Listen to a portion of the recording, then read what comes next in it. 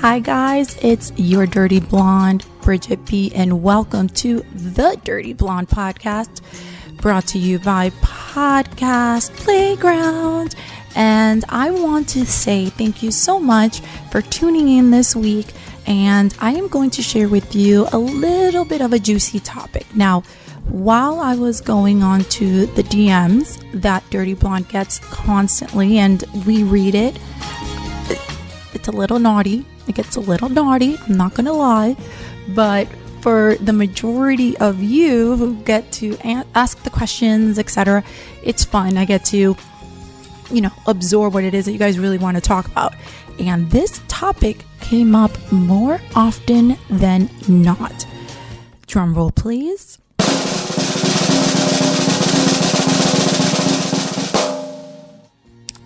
It's a little show called MILF Manor. What is it? It's just another reality TV show.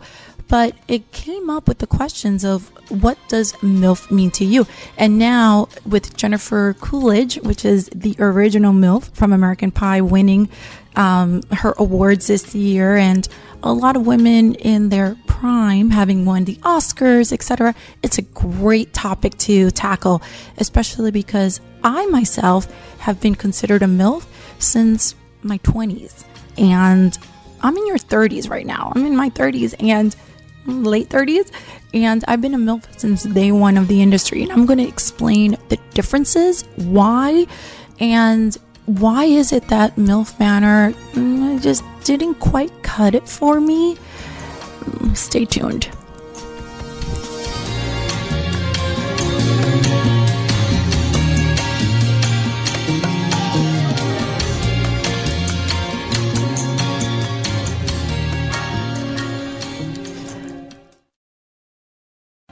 I've been a proud MILF performer since basically day one, but it took me a while to get my bearings and really become known for it, because obviously kind of about 9-10 years ago, the MySpaces, the Instagrams and the Twitters didn't really exist that much for us.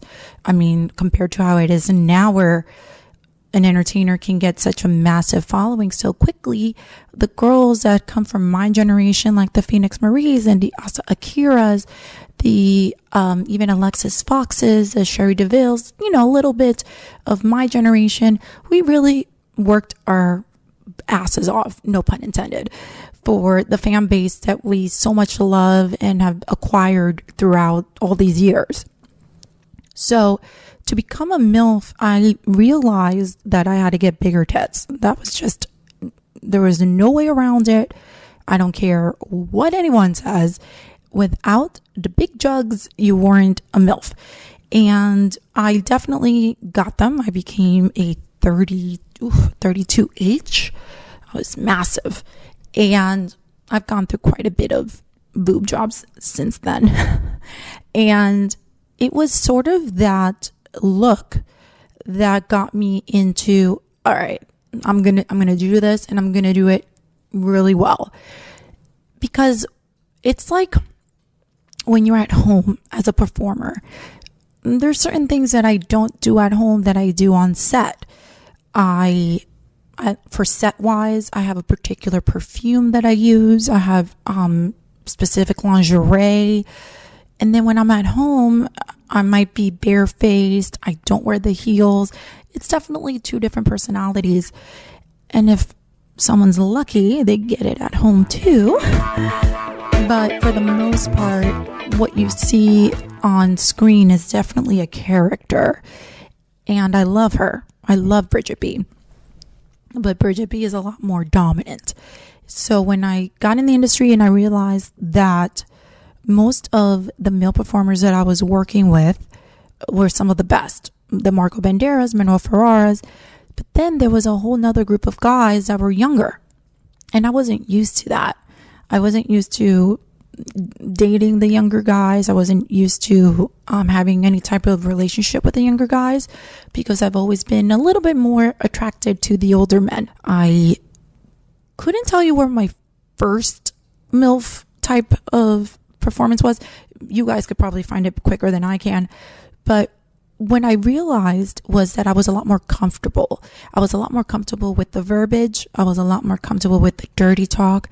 There's a lot of personality that goes into being a MILF performer. That's why not every female can be a MILF. And God bless them, they try, especially when they realize, well, I'm going to have to pick a lane. You're either going to be the girl that sits on top and spins around, or you're going to be the principal / stepmom of the neighborhood. Once these girls realize that you can't be both, because the fan base starts to adore a certain personality of yours. And unfortunately, in the adult industry, we're not given the opportunities like the, Jennifer Aniston's and Angelina Jolie's, where she can play Stepford wife and be on Friends or be with Adam Sandler. You know what I mean? You guys, and I say you guys, like the general population is able to see a mainstream performer in different lights, in different characters. But there is such an intimate value and such an intimacy that develops within the adult industry and the fans, which is why we are all so loyal to each other, which is why we have such a fan base that has followed us for years. And it's comforting. Don't you agree? It's a comfort knowing that when you go on www.pornhub.com or dirtyblonde.com, whoever your favorite performer is, you know what you're going to get. You know that she's going to behave a certain way or act a certain way. Naughty America has a certain format. Evil Angel has another format. That comfort and that consistency is what kind of brings us all together in this adult community. So one of the biggest things that I can't stand is anyone who doesn't really get it, could say that we're pervs, or that, and I'm there's all of that. Of course there is. There's that in every single industry. But in the decade-long career that I've loved in an industry that has taken care of me so well, I have never come across a situation that not only I can't handle, but that fans haven't been what's the word? Where fans haven't been their best. You know what I mean? When you guys visit us at expos, when you guys see us at the award shows, if you guys bump into us at the airport, you all are great. Like, you get it. If you're with your family, you might just give me a head nod. But for the most part, it's very respectful. And that's why I've been so grateful to this industry and the fans. So, round of applause to all of you for being some of the best fans a girl could ever wish for. So, when the MILF genre came up to me by proxy or by default, because I realized, well, when I'm going to work with these younger performers, I'm not exactly going to be their equal. I'm going to teach them a thing or two. So with that, I realized I can definitely make this career my own by being the sexiest motherfucking MILF I can be. Now, there's quite a bit of us. There's quite a few of us. Romy Rain, Alexis Fox, Sherry DeVille, Dana DiArmond, Forgive Me Women, Phoenix Marie, Asa Kira. There's quite a bit of us, but there's also not that many of us. Because as the industry is evolving and the industry is changing, you do realize and have seen that depending on where you go, the consistency will be there for those performers, because we get it. We've come through this generation of industry that understands the consistency is so important, because that's what you're being entertained by. It's a comfort thing knowing that when you come home and you want to jerk off, or you want to be with your girl and you guys want to have a sexy night, you want to know what you're getting yourself into. There's no time to be like, oh, let me fast forward or something. You want to get in and you want to get out, literally. Which brought me to one of the aspects of having a difference of personality allowed me to go into these type of scripted features. We have Gonzo, which are really quick. They're, you're in and out. And then you have your features that take longer days. You have a really good script. And I love those. Those are my favorite things to do. And by having that option, I was able to bring to life Bridgette B. That's when, by doing these features, I was able to bring out this character, which later, up until, it's over for me, whenever that is, I'm not quitting anytime soon. We're actually only just begun. And having this personality of Bridgette B as a MILF allowed me to just develop into a better performer because I knew my niche. It allowed me to focus and allowed my fans to develop a loyalty to know that you're going to get what you're going to get every single time, because every single performance means that much to me. So now as we're moving forward, and I noticed when I was clicking through the channels and you guys were sending questions from DyrtyBlonde Instagram. Hey, Bridgette, what do you think about MILF Manor? What do you think? I get it. I understand what they were trying to do. I think it was the wrong timing. We're going through a stage where it feels like a renaissance, doesn't it? Doesn't it feel like something's in the air? People are feeling good. Regardless of what you hear on the news, that's just not what I'm about. I can only change the world so much. And I like to micro manage my own world. I focus on what's around me. How can I make those that are around me happier, feel better?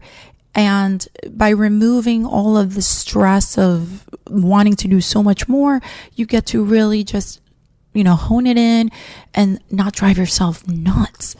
So I realized that it was just wrong timing, because if this were 20 DOFs, and those are dads I like to fuck, in reverse, there's a double standard. I get it. There is. It is what it is. Things wouldn't be viewed the same. It would probably be taken to like child services, whatever it is. Someone would be canceling the channel.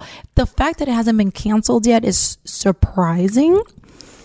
And I think it's because people aren't really all into it. They're just kind of letting it go. But it's because of the double standard of the older woman with the younger man not being as, taboo as the older man with the younger woman, even though that's a lot more common.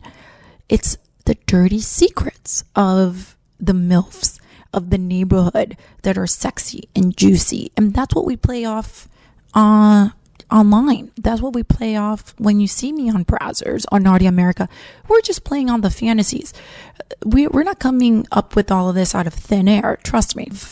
We're drawing from experiences that you guys share with us. A lot of times in a lot of these shows have a statement to make, and I think they kind of missed the mark. I'm not going to go into it too much because I'm not too knowledgeable on it. It's just kind of what I saw while I was flipping through, and I lost a couple of brain cells, if that's even possible already. So as I am developing a deeper knowledge of kind of being my own woman as I'm getting a little bit older, I realize that the MILF genre is definitely here to stay, which, believe me, is exciting and better for me because, ladies and gentlemen, I don't know about you, but I am feeling better than ever. It's a feeling of knowing what is sexy to you, knowing what feels good to you. And then I realized that that has been my personality my whole life. I just never tapped into it because I didn't have an opportunity. There's only so much things you can do at a frat house in college, right? But when I got the opportunity to work in the industry and, got to LA and I started, it was an open door, and I was able to really enjoy myself in a protected environment. And now it's really helped me to become better for my future years. And I'm not even there yet. I haven't even reached my peak.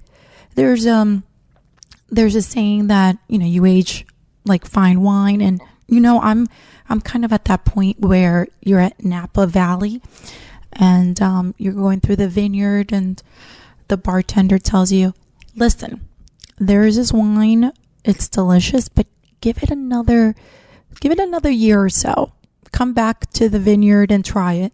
That's where I'm at. I still have such a long ways to go, and it's so exciting.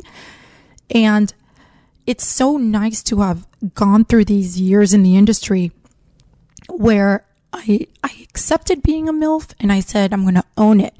Now, there's quite a few female performers who do not want to be labeled as such, and to each their own, because they want to protect their marketing and their image. They don't want their demographic to change, whatever that means. And I realized that doesn't really fucking matter. If you go into the adult industry, wanting a certain kind of legacy, you're going to have to play the game, but the game has changed. And I'm so glad I started when I did. And now as we're merging and things are just flowing with each other, it just feels so good. And I am more than proud to be considered an MILF, even if it's just for the cameras. And for my naughtier audience, I bet you want to hear what has been my dirtiest, naughtiest, and sexiest MILF performance. And there is only one place for you to watch and listen. Head on over to www.onlyfans.com/Bridgette B and you will see exactly what I think is my sexiest MILF performance. Obviously, I can't share that around the Instagram and the YouTube because we get kicked out. So for the naughtier story, make sure and head on over for that clip. Thank you guys so much for joining me this week. I hope it gave you a little bit more of an insight as to what I think about MILF and where it's going. Now stay tuned for next episode.